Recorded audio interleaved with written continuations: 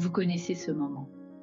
Un brouhaha qui monte, des élèves qui s'agitent, un exercice qui dérape, et vous sentez la pression monter, ici, dans la poitrine. On a tous connu ces classes où l'énergie déborde, où l'ambiance se retourne en une seconde.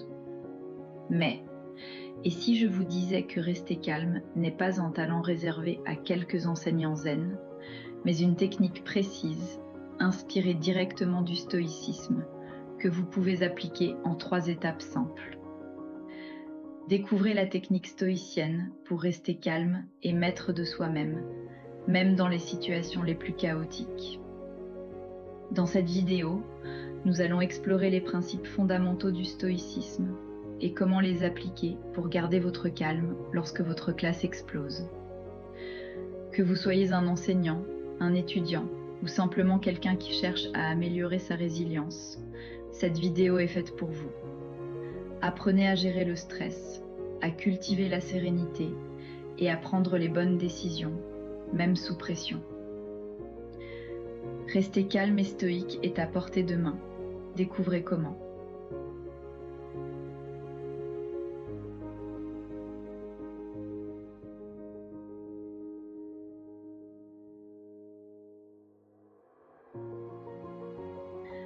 Le stoïcisme n'est pas une philosophie froide ni distante. C'est un art de vivre et un art d'enseigner.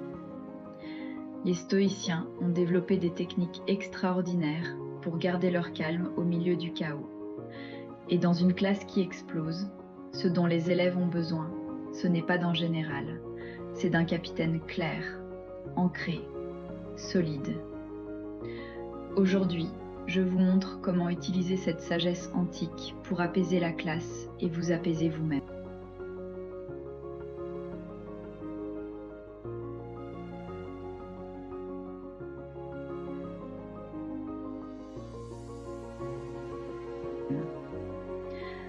Dans un moment chaotique, la première erreur, c'est d'agir trop vite. Le stoïcien, lui, commence par se stabiliser. On appelle ça l'ancrage. Un exercice ultra simple, invisible pour les élèves. Pose vos pieds au sol, vraiment. Relâchez les épaules, même légèrement. Inspirez 2 secondes. Expirez 4 secondes. Fixez un point stable dans la pièce. Ce mini-rituel de 6 secondes envoie à votre cerveau un signal clair. Je suis en contrôle. Je peux choisir ma réponse. Pourquoi ça marche? Parce que votre calme devient contagieux. Le chaos s'alimente du chaos, mais une présence tranquille coupe l'élan de la tempête.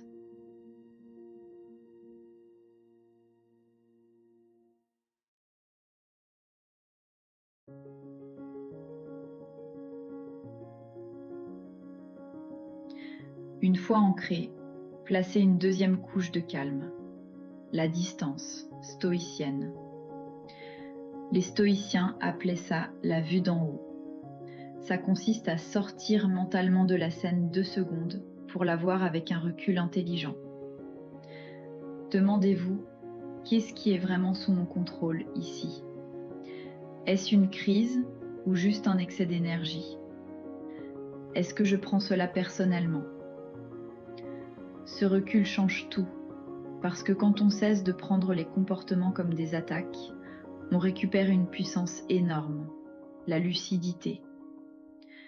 Un enseignant lucide réagit différemment, avec fermeté mais sans tension, et les élèves le sentent instantanément.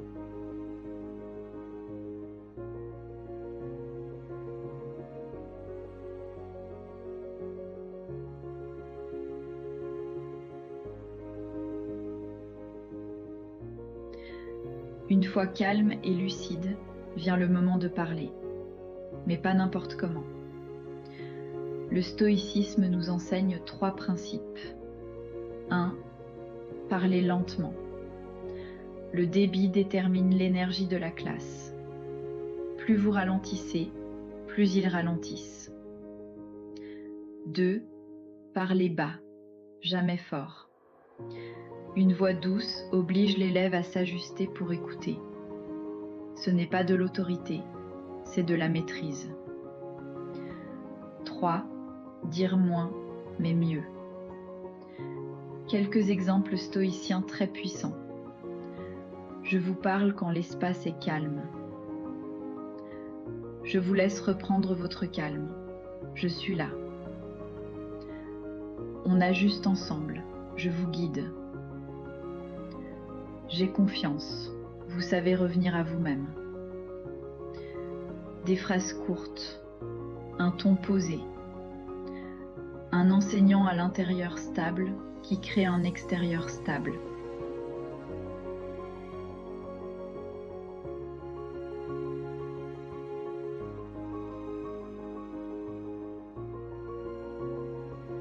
Stable.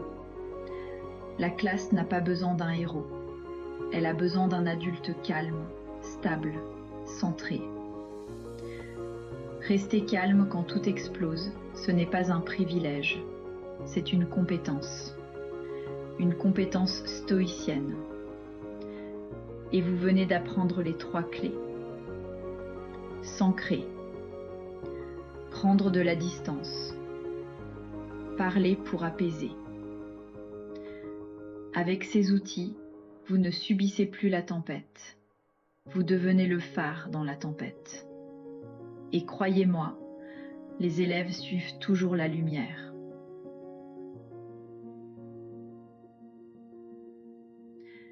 Dites-moi en commentaire, quel comportement difficile vous épuise le plus en classe? Plus vous partagez vos situations, plus je pourrai créer d'autres vidéos pour vous aider.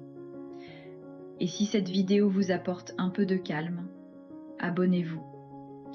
Votre paix intérieure mérite d'être nourrie.